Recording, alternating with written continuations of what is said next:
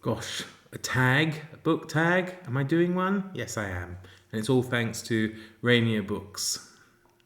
Hello, everybody. Welcome back to my channel, Book Time with Elvis, with me, Mark. And I hope so much you're doing well. And yes, it's a tag video, and it's some of the wonderful Rainier books. Of course, I'll leave the links down below and the information about the tag. It's a one-prompt tag. It's the kind of tag I like. And it's called 10 Untouched Books. So you can probably guess pretty much what it's about. But Rainier was motivated to do this because he thought it would be a good idea to create awareness in order to read from our shelves, which is a very good point. I guess kind of goes arm in arm with those doing things like the Read What You Own challenge. But yeah, to enhance sustainability and maybe even saving some money. How wonderful would that be, right? By reading what we actually own and reading books from our shelves. So I've got 10 books. The only caveat is you must have owned them for a year or more. And yes, these definitely fit. I probably could have picked out even more. But yeah, these are the 10 I'm going for. And some may be shocking, some maybe not. But we'll see how it goes. So no particular order. The first book I own and have never touched, other than putting it on my shelf, is Middlemarch. Oh my God, yes, Middlemarch by George Eliot. Can you believe it? Yes, I've never read it. I have no plans to read it immediately. I just wanted to collect these books, and this was one of them. But no, I will eventually read it. I don't know. I don't know what I think. It's one of those books that maybe I'm a little bit scared to read, eh? I think because it's so beloved. It's so beloved on BookTube, and I just worry I'm not going to like it, and then everybody's not going to want to be my friend anymore. So, but yeah, this is it. Middlemarch by George Eliot. It's a wonderful edition. I do love these Penguin deluxe classics, though, with the deckled edges and the French flaps.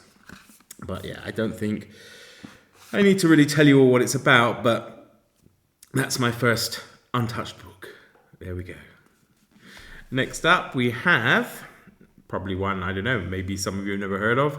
I hadn't heard of it before I decided to buy it, but it's Jan Karski's Story of a Secret State, My Report to the World, which seemed really fascinating. I've had it over a year. Why I haven't read it yet, I'm not sure. Let's read the back, shall we? Well, this starts off with a nice quotation. I know that many people... Do I do a Polish accent? I know that many people will not believe me, will not be able to believe me, will think I exaggerate or invent, but I saw it. In 1939, Jan Karski was a brilliant young student enjoying a life of parties and pleasure. Then war broke out and his gilded world was destroyed. Recruited into the Polish underground resistance, he was entrusted with a clandestine mission that would endanger his own life in order to try and save millions. Story of a Secret State is his extraordinary account of what happened. Stands in the absolute first rank of books about the resistance in World War II. If you wish to read about a man more courageous and honourable than Jan Karski, I would have no idea who to recommend. That was said by Alan First, a writer of espionage novels. So there we have it. Does sound good, doesn't it? I kind of feel like I want to start it now. So next up we have two books about books. One is Library, A Fragile History. I haven't touched it yet. I do plan to at some point though, definitely. But yeah, what's it about? Throughout their long and tumultuous history, libraries have taken almost every form imaginable, from humble wooden chests to vast palaces of marble and gilt. But one thing has always remained the same: the immense, sometimes obsessive lengths to which humans will go in order to acquire and possess knowledge. Absolutely. In this, the first major work of its kind, Andrew Pettigrew and Arthur de Verduin explore the rich and dramatic history of the library, from the famous collections of the ancient world to the embattled public resources we cherish today. Along the way, they introduce us to antiquarians, philanthropists, and eccentrics who shape the world's great collections, trace the rise and fall of technologies, ideologies, and tastes, and reveal the high crimes and misdemeanors committed in the pursuit of rare and valuable manuscripts. Does sound good though, doesn't it? Sounds very good. My gosh, this might actually have a huge impact on my summer reading. Next up, we have another book about, well, I guess a book about books. Yes, it is a book about books, but a book about books at war. So there we have it. And it's also by the same author, or one of the co-authors of the other one, Andrew Pettigrew. So what's this one about? Chairman Mao was a librarian. Stalin was a published poet. Evelyn Waugh served as a commando before leaving to write Brideshead Revisited.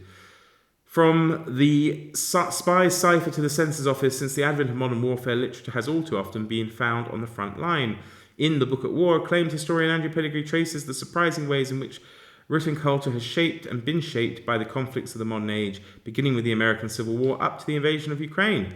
Pettigrew examines how democracies and their opponents have mobilized a range of literature, from the maps and guidebooks that helped plot the invasion of Normandy to the scientific papers that inspired ever deadlier weapons of war to advance their ambitions in battle. Yet books and writers have also played their part on the home front too, in the imperial propaganda given to schoolboys in England, book burnings across Europe and America, and in the Blitz libraries set up in the London Underground. So again, sounds pretty darn good. I'm going to run out of space. I should probably look into putting some of these away here.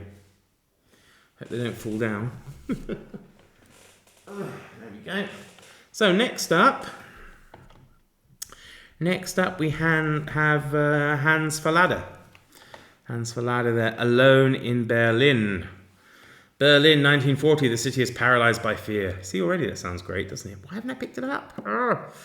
But one man refuses to be scared. Otto, an ordinary German living in a shabby apartment block, tries to stay out of trouble. I think there's a film of this, actually. Stays out of trouble under Nazi rule. But when he discovers his only son has been killed fighting at the front, he's shocked into an extraordinary act of resistance and starts to drop anonymous postcards attacking Hitler across the city. If caught, he will be executed. Soon this silent campaign comes to the attention of ambitious Gestapo Inspector Escherich, and a murderous game of cat and mouse begins. Whoever loses pays with their life. Why would Escherich pay with his life, though? He's the Gestapo. Why? We'll see. We'll find out. Find out if I read it right. Next up, we have Mikhail Sholokov's Quiet Flows the Don. Of course, this is not the complete work. It is an abridged version, I believe, or at least shorter translated version. So yeah, an epic Russian masterpiece. In Quiet Flows the Don follows the turbulent fortunes of the Cossack people through peace, war, and revolution. Among them, the proud and rebellious Gregor Melekov, who struggles to be with the woman he loves as his country is torn apart. Born of Mikhail Shokolovitz's own early life in the lands of the Cossacks by the River Don, this is a searing portrait of a nation swept up in conflict with all the tragic choices it brings. Well, there we go. Sounds awesome too. Now the next one, I don't think there's any blurb for you, but it's one I picked up that I haven't read yet. I've not had it for the age that this book is. I'm not sure exactly how old it is. I'm not sure. Let's see. Does it say? Does it give us 1923? I think if my Roman numerals are correct. Yeah, 1923. So it's been a long time since I haven't picked it up or touched it. But it's The Real Story of the Pirate by A. Hyatt Verrill.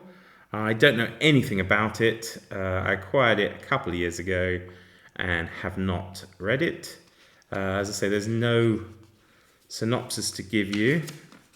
It does have some nice pullouts and maps and stuff to do with the pirates, so as well as some nice pictures showing pirate ships and conflicts and things like that. But yeah, it was a second-hand book I was able to pick up here on the internet through a Czech website dealing with second-hand books. Yeah, it is 1923. It's written there in normal numbers. There we go. That's all right. So yeah. Probably no class of doing pirate. Probably no class of human beings has inspired more. No, I'm not going to do that. More stories than pirates who, from time immemorial, have figured in tales of romance, adventure, and daring without losing their interest. There is scarcely a boy or a man, or you can tell it's 1923, can't you? Who at some point or some period of his life has not wished he were a pirate. Few there are who do not eagerly devour any pirate yarn published, new or old. Ha ha ha ha. Of course, that goes for girls too these days, right? So, next up, we have this one, quite a big one here. The Mitfords. I've definitely had it since about the time I started BookTube, so that's 4 years at least. Keep meaning to read it because I've kind of flipped through it and read a few things, but I haven't read it yet.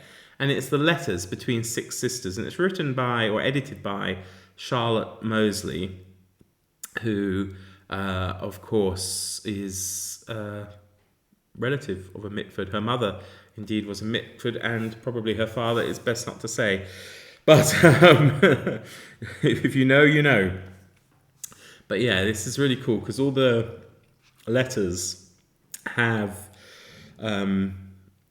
little symbols next to who wrote them. So, like, for example, I think Deborah Mitford was the Duchess of Devonshire. So she has like a coronet next to her name. And then you have Jessica Mitford, who is a communist. So she has a hammer and sickle. Is that the right one there? Yeah, hammer and sickle next to her name there. And of course, Unity Mitford was in love with Adolf Hitler and a supporter of the Nazis. So she has a nice little swastika next to her name there. So we can kind of remember who they are or who they were. So yeah, there we go. Definitely should get to that one. And only 2 more to go, folks. Don't worry. Another one I've had for this year and keep meaning to pick up, but I haven't touched it yet. I'm a bit annoyed. It seems to have somehow caught a bit of sun. And it's Len Dayton's Blood, Tears and Folly. Yeah, an objective look at World War II. This unflinching history at the beginning of the Second World War covers the entire world stage from the Battle of the Atlantic to the attack on Pearl Harbor. Rooted in the moving personal accounts of the soldiers themselves, Blood, Tears and Folly is a sweeping account of the political machinations, the weapons and tactics, the errors and coincidences that created a world of devastation. So, there we go. That's it. And the last one, which I'm ashamed, being someone who loves travel writing and that kind of stuff, I'm ashamed I have not read it yet. It's just sat on my shelf waiting for an occasion, and perhaps or hopefully that occasion may be nigh. We shall see. And it is Rebecca West's Black Lamb and Grey Falcon, her amazing journey through Yugoslavia in the interwar years, or just before the outbreak of the Second World War. It's an epic masterpiece, as it says here.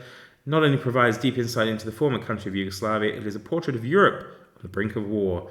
A heady cocktail of personal travelogue and historical insight, this product of an implacably... You might notice I'm not wearing my glasses today, because I don't know where I put them.